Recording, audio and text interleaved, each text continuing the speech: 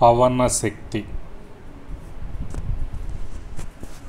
Wind energy అని పిలుస్తాం.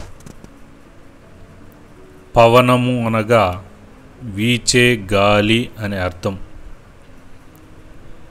కొండల ప్రాంతాల్లో, సముద్ర తీర ప్రాంతాలలో పెద్ద పెద్ద ఫ్యాన్లను ఏర్పాటు చేసి విద్యుత్తు తయారు చేస్తున్నారు.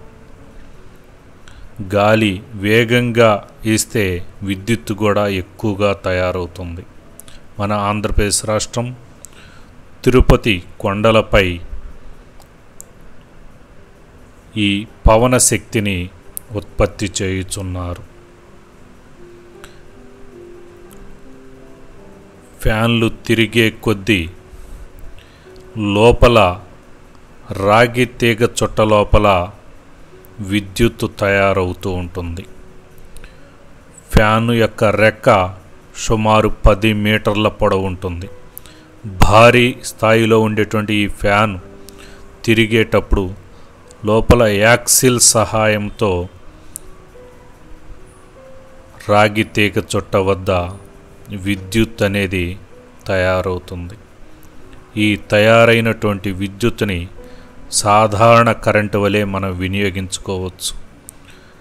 ఇక్కడ వాతావరణ కాలుష్యం కానీ ఇతర పదార్థాలు, వ్యర్థ పదార్థాలు కానీ ఏర్పడవు. నిర్మాణానికి తొలి సమయంలో మాత్రమే ఖర్చు ఉంటుంది.